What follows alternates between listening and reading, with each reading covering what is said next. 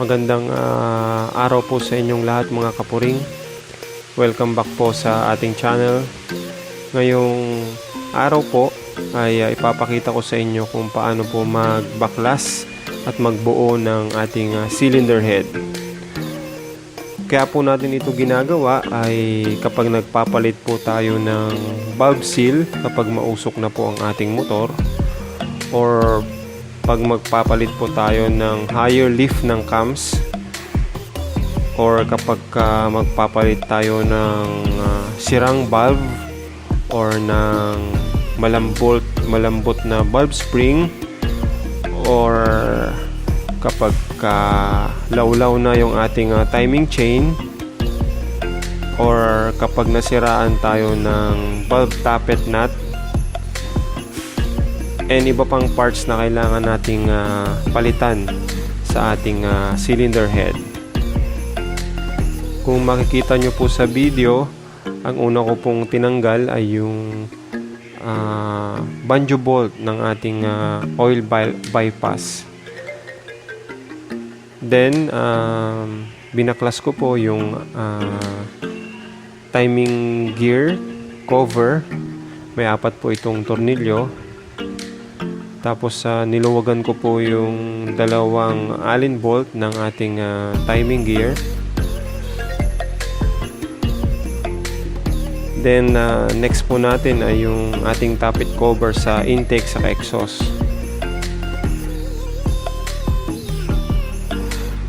Actually, yung ginagawa ko po tong video na to, nagbaklas po ako ng cylinder head saka ng cylinder block ng ating Fury 125 kasi nag-uusok na siya. So, chinek ko po kung okay pa yung valve seal saka yung piston ring. Usually po kasi kapag itim yung usok, yun po yung langis na pumapasok sa ating chamber na hindi nasusunog.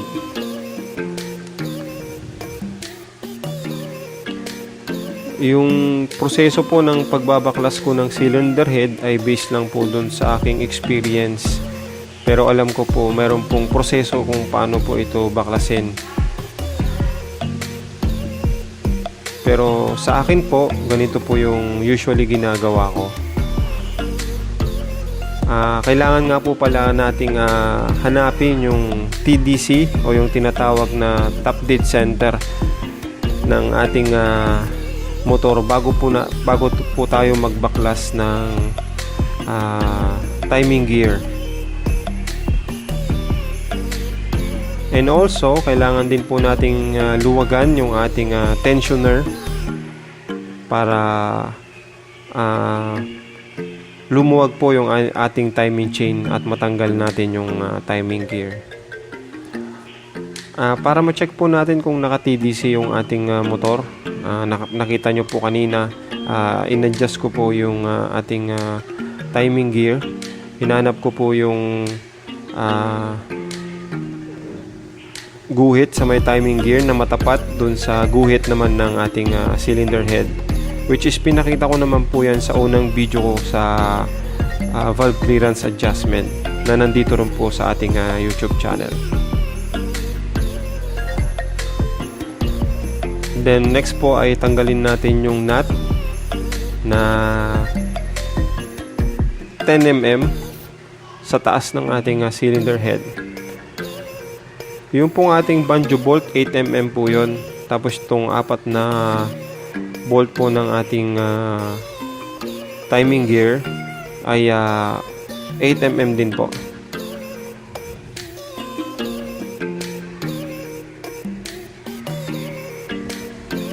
Pagka natanggal na po natin yung 4, meron pa pong 2 bolt sa loob. As you can see po sa video natin. Yan 2 tornilyo na po yan ay nakakapit po dun sa ating cylinder block. Papunta dun sa ating crankshaft.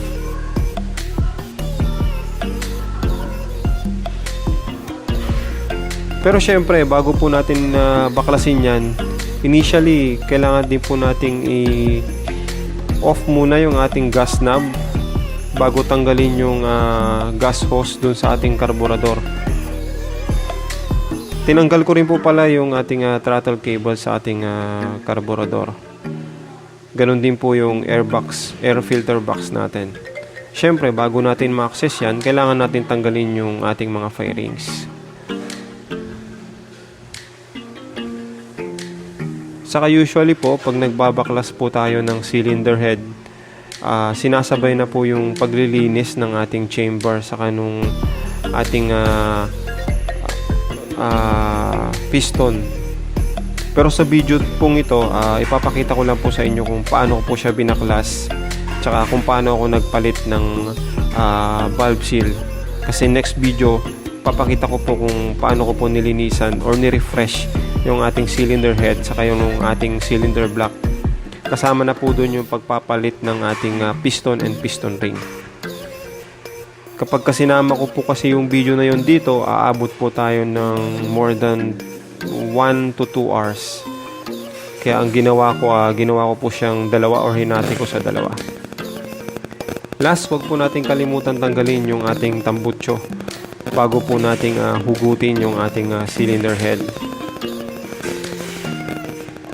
Gumamit po ako dito ng rubber mallet para gumalaw po yung ating cylinder head at matanggal dun sa ating pagkakabit niya sa ating cylinder block. Tapos kapag natanggal na po natin siya at kailangan na po natin siyang isa-isahin na i-disassemble. Ang una-una ko pong ginagawa dito ay tinatanggal ko po yung dalawang 8mm na nut na siyang nag-hold dun sa ating cams.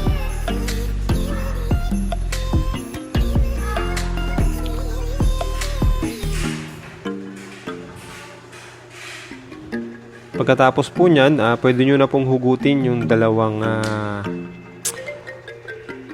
tubo o yung shaft na siyang nag-hold dun sa ating tappet.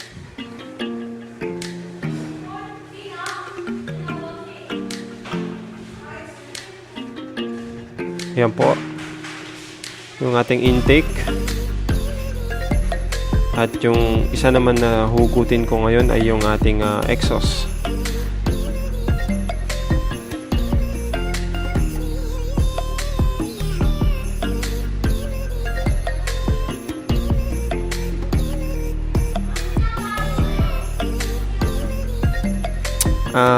Nga pala, kailangan natin itong tools na to para matanggal yung ating valve spring saka valve.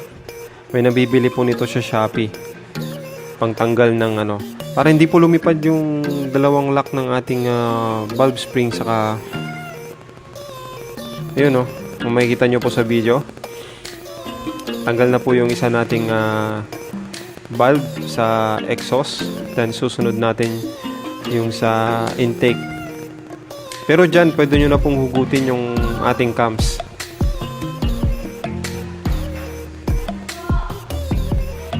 Ingatan lang po na wag lumipad yung dalawang lock ng ating valve spring. Kasi pag nawala yun, mahirapan po kayong maghanap nyan. Wala po kayong mabibiling ganyan sa pagkakalam ko. Yan po yung stock valve spring natin. Sa classic saka sa new breed, sa classic saka sa second gen, pantay po yan. Pero sa new breed, mas malaki po yung intake valve spring nila. Although parehas yung sukat ng ating valve sa intake sa exhaust. Makikita nyo, tinanggal ko na po yung ating valve seal. Yan po yung valve seal. Yan po yung pinapalitan kapag nag-uusok na po ang ating motor, maliban dun sa piston ring. Tas pagka nakabili na kayo ng pamalit, pwede nyo na pong itong ibalik. Mura lang po ito. Pwede po dito yung Kawasaki Fury at saka yung pang Bajaj City 100. Same lang po sila ng sukat.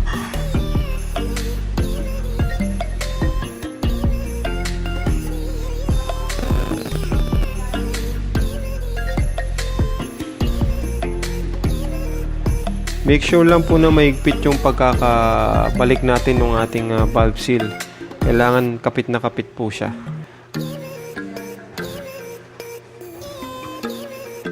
Yung sa pagbabalik po nito, same lang pong gagamitin kong tools.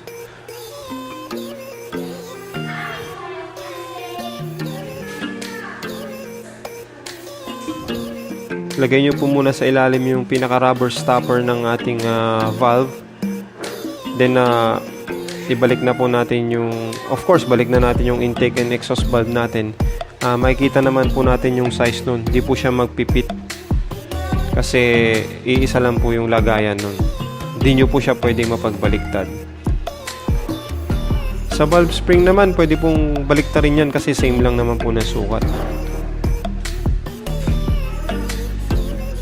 Same way po kung paano po natin siya tinanggal, ganun din po natin siya ibabalik. Meron po tayong special tools na ginagamit para dyan, para may balik po yung pinaka-lock ng ating valve spring. Kahit alin pong mauna dyan, pwede pong unahin nyo yung exhaust, pwede rin pong unahin nyo yung intake.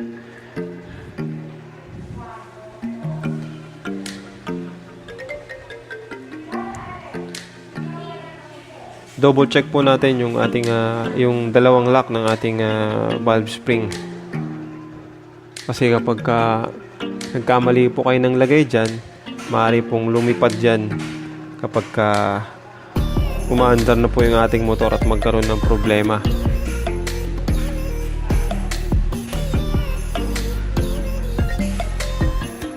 Hindi ko na po pinakita dito kung paano ko po nilinisan yung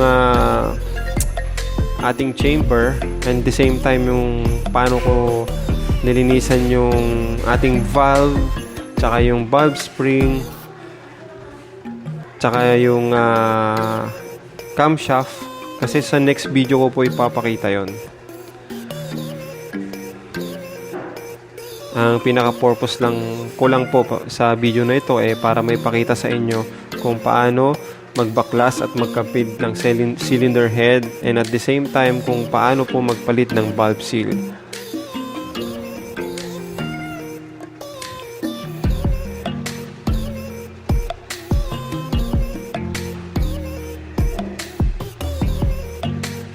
I-double check nyo lang po ulit, i-remind ko lang yung lock ng ating valve spring saka valve.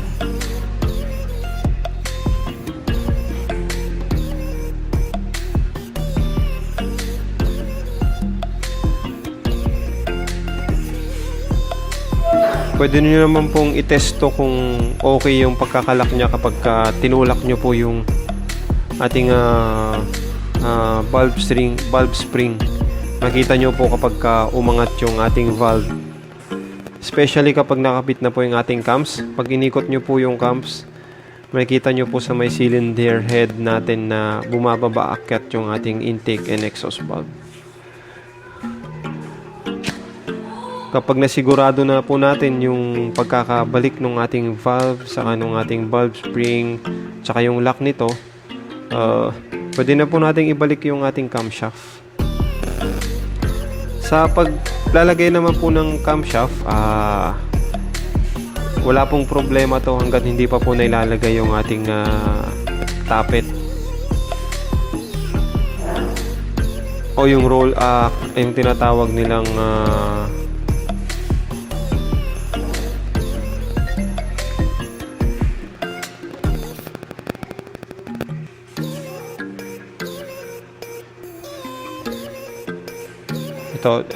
itong dalawa kahit magbaliktad po to kasi parehas lang naman po ng sukat ito. Pwede nyo rin pong unahin either yung intake or your exhaust. Depende po na sa inyo yun kung paano nyo ikakabit. Anyway, hindi nyo naman po ito makakabit ng maayos at saka hindi naman po maglalaro ng maayos yung ating camshaft kapag hindi nyo po ito nakabit ng maayos.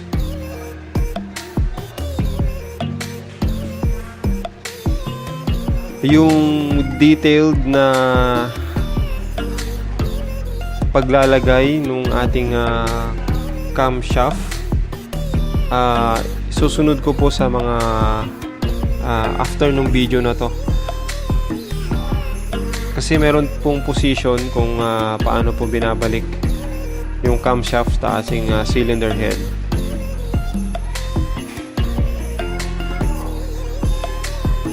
Pero kung ako sa inyo, kung paano nyo po siya tinanggal, tandaan nyo lang po, para pag binalik nyo siya, ganung position nyo rin po siya ibabalik, para hindi po kayo na magkaroon ng problema. Kasi ang ginagawa ko naman po pag nagbabaklas ako ng makina natin, or let's say ngayon yung cylinder head, meron po akong dalawang lagayan. Isang lagayan para sa panglabas ng mga piyesa at saka isang lagayan para sa mga pangloob na piyesa. Tsaka tinatandaan ko po talaga kung ano yung mga piyesa ng pagkakasunod-sunod ng pagtanggal para pagbalik, ganun din po ang gagawin ko. Kapag ka nakaposisyon na po yung ating cams, pwede na po nating ibalik yung dalawang 8mm bolt tsaka yung stopper para hindi po mabaklas yung ating cams palabas.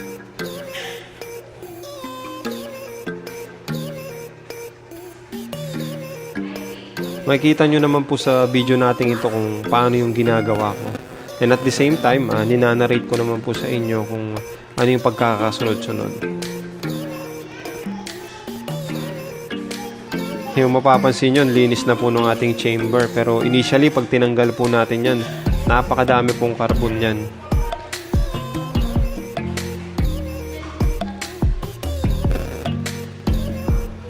Ayun na, pagka binalik po natin yung ating cylinder head, susuksok lang po ulit natin siya dun sa 4 na stud ng ating engine. Tapos sasalpak lang po natin siya hanggang dun sa pinakadulo ng ating cylinder block. Ako ang ginagawa ko para may timing yung motor, binabaklas ko po yung ating magneto cover para ma-check ko po kung naka-TDC yung ating magneto, and at the same time naka-TDC yung ating timing gear. Tapos niluluwagan ko po ng todo yung tensioner natin para ma-adjust ko po yung ating timing gear sa tamang TDC nito. Of course, bago nyo gawin yan, bago nyo matanggal yung magneto cover, kailangan nyo munang i-drain yung ating oil. Kapag ka nakaset na po yung TDC sa ating magneto, next na po natin ay yung ating timing gear. Kailangan yung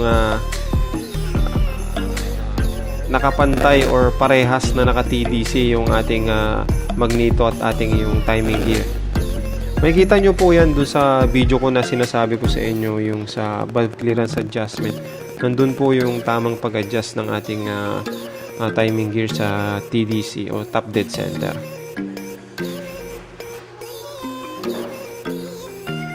Make sure lang po na tama yung pagkakalagay nyo ng cams natin dun sa ating head.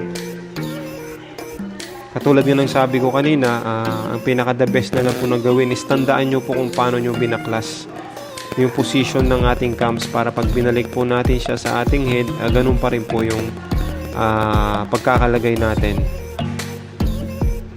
Anyway, hindi naman po magpi-play ng maayos yun kapag kasablay po yung pagkakalagay natin.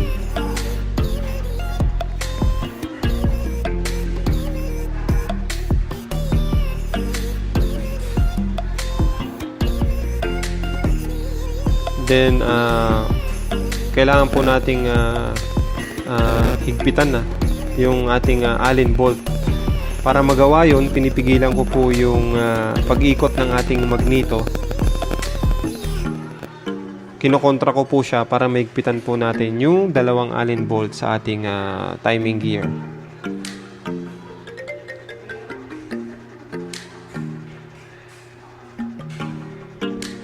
Ginagawa ko po to kapag kasigurado na po ako na naka-TDC yung dalawa. Magkatapat sila dun sa timing mark. Kasi may timing mark po dun sa ating magneto, may timing mark naman po dito sa ating timing gear. Of course, bago ko binalik yan, maluwag po yung pagkakalagay ng ating tappet. Naka 0-0 po siya. Kasi after po maigpitan ng lahat ito, i-tune up ko po ulit yan. I-adjust ko po ulit yung ating valve clearance sa 0.004 intake saka 0.006 mm exhaust.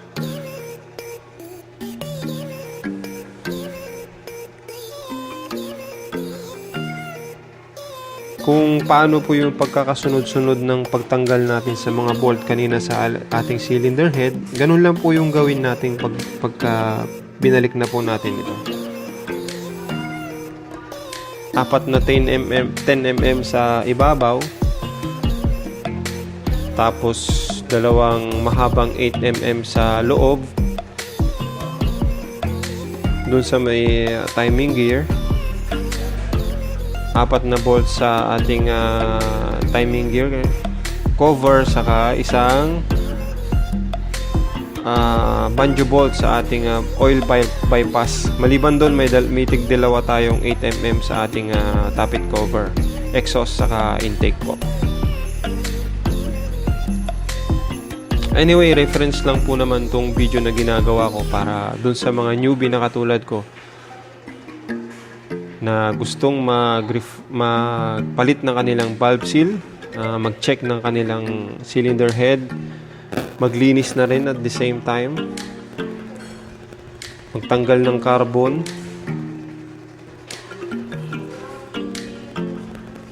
ma-check yung lawlaw ng timing chain.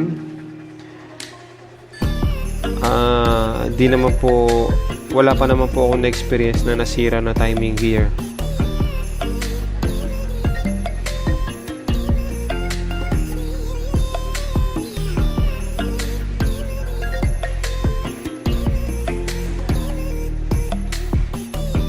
Sa mga next na video, ipapakita ko po sa inyo lahat yun. Kung paano po mag-timing, paano mag-adjust ng tensioner, paano magpalit ng, of course, ng piston saka piston ring sa ating cylinder block. And at the same time, yun na rin po yung proseso kung paano tayo magpalit ng ating cylinder block in case na gasgas na ito, or mag-upgrade tayo into 57, 58.5 or 59 mm na cylinder block. Ganito rin po ginagawa kapag nagpapa headworks po tayo. Pagka binabaklas po yung ating cylinder head, tinatanggal po lahat ng internals.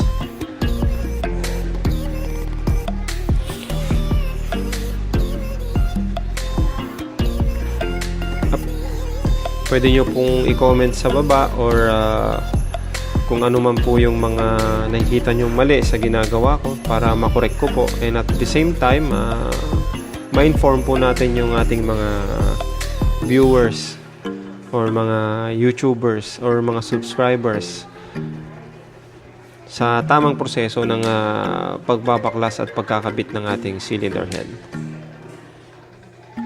Again, make sure po na maigpit yung pagkakalagay ng ating mga tornilyo para hindi po magkaroon ng problema.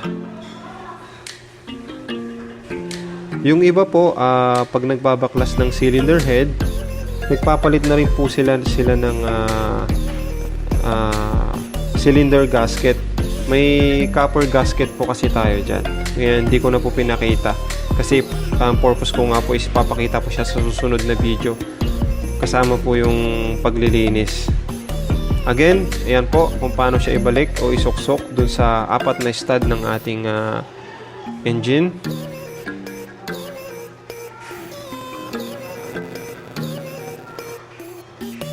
Pagka na-set na po natin yung ating timing sa magneto at dito sa ating timing gear, at naka-eksakto na po siya ating T-mark, pwede na po nating next na higpitan yung ating tensioner para pag gumalaw po yung magneto, sasabay na pong gagalaw yung ating timing gear.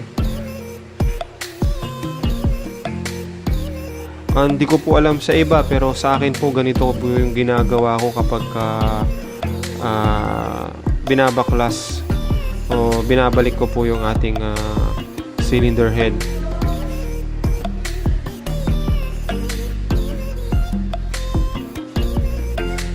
Actually, marami pong pwedeng gawin kapag nagbaklas tayo ng cylinder head. Yun nga sinabi ko kanina, pag nagpapa headworks po tayo, yun po yung ginagawa. Kailangan baklasin po yung internals ng ating cylinder head. Kapag kailangan nating magpa port and polish ng ating intake at saka exhaust, ganito po yung ginagawa nila.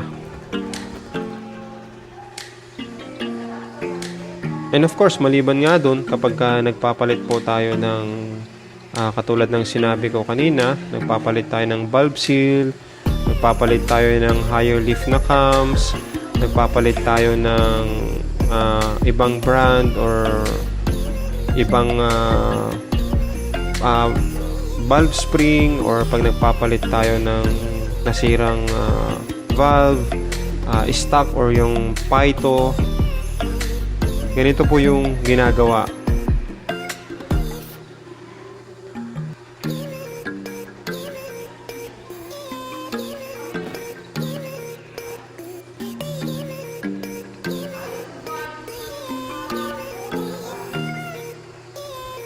Kapag okay na po yung pagkakaibit ng ating lahat, pwede na po nating i-tune up yung ating motor.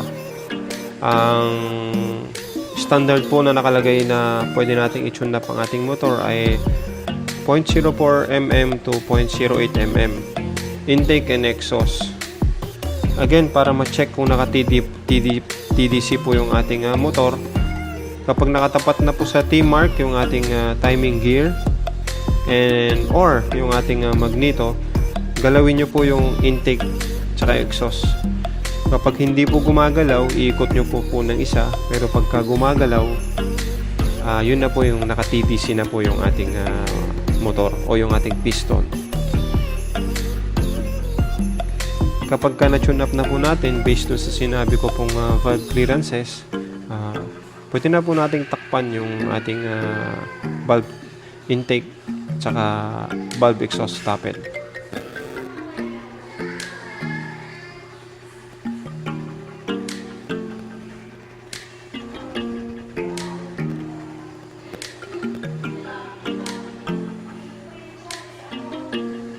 Pwede na rin po pala nating isabay dito yung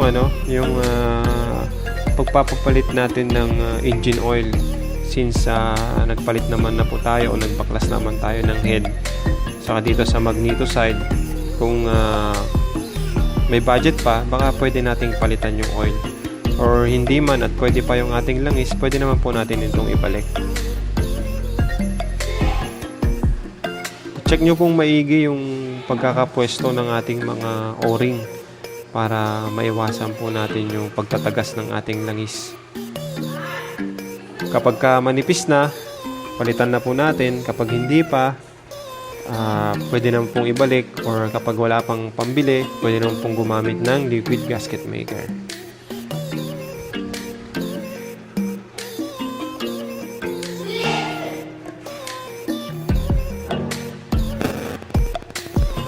Again, ang purpose po ng video na to ay para may pakita ko sa inyo kung paano pong magbaklas at magkabit ng ating cylinder head.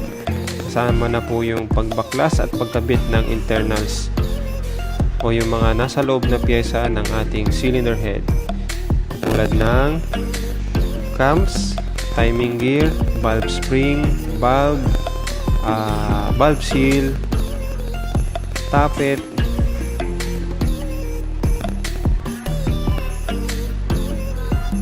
and huwag nyo pong kalimutan ikabit yung banjo bolt sa ating oil bypass. Diyan po kasi dumadaan yung langis from crankshaft to cylinder block to cylinder head. Check nyo rin po kung barado na yun. Pwede nyo na pong ma-check yan kapag nakabaklas. Siyempre, pag nabaklas na yan, nabaklas na rin po natin yung ating karburador. Pwede na po natin siyang ibalik. Ngayon, if may time pa or kaya nyo pa, pwede nyo rin pong linisan yung ating karburador para bagong linis na rin siya pag binalik natin, or wala na po siyang problema. Pinakita ko rin naman po sa ibang video natin dito sa YouTube channel natin kung paano po maglinis ng karburador.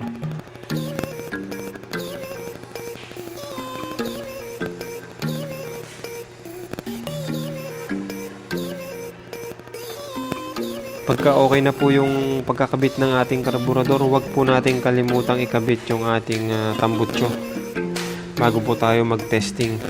And at the same time, huwag po nating kalimutan na ilagay yung langis.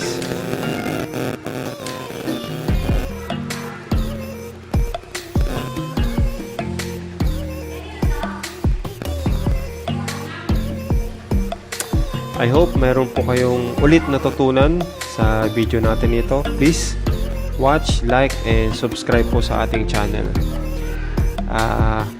Mag-upload pa po ako ng iba pang video natin na katulad ng binanggit ko kanina kung paano po magpalit ng piston sa piston ring,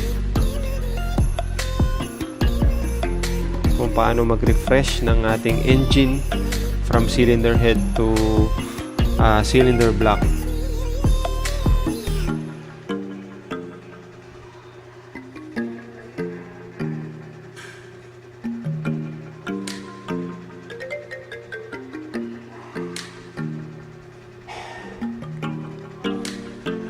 Remind ko ulit mga sir, mga kapuring, double check po lahat ng bolt kung may higpit bago po natin na i-test yung motor.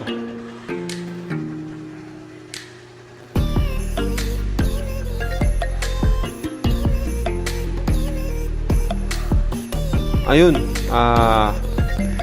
huwag po palang kalimutan tanggalin yung ating spark plug kung gusto nyo rin po itong linisan. Pero pwede naman pong hindi natanggalin kasi hindi naman po natin siya gagalawin kapag tinanggal yung ating cylinder head. Pero pag ako po kasi tinatanggol ko po siya at nililinisan, sinasabay ko na rin po siyang linisan para ma-check ko rin po yung pinakadulo ng ating spark plug kung pudpud na o hindi pa.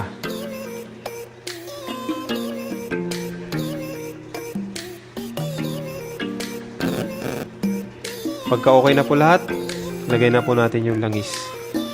Pwede yung dating langis kung pwede pa, or bagong langis hanggat maaari.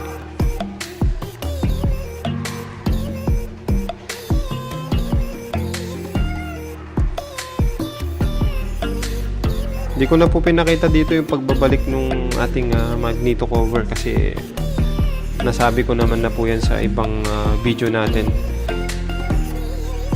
Kasama po yan dun sa video natin kung paano magpalit ng one-way clutch bearing sa ating push start. Yung iba pong pipe, meron po siyang gasket, copper gasket. Yung iba naman po wala, pero dito po sa ginagawa natin ngayon, meron po siyang copper gasket para iwas singaw.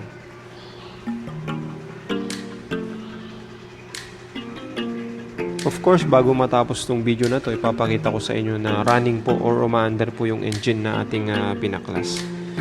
Anyways, sa cylinder head lang naman po yung ginawa natin ngayong araw. Sa mga susunod na araw po, ipapakita ko naman sa inyo yung sinabi ko kanina, yung sa cylinder block po.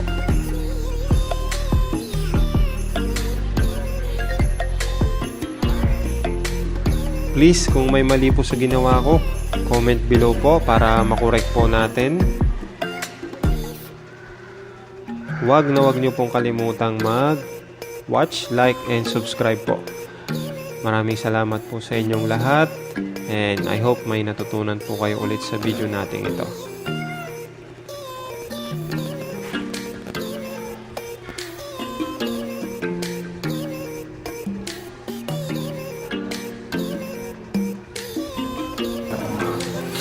Testing natin. Yun. Maraming salamat po and thanks po for watching.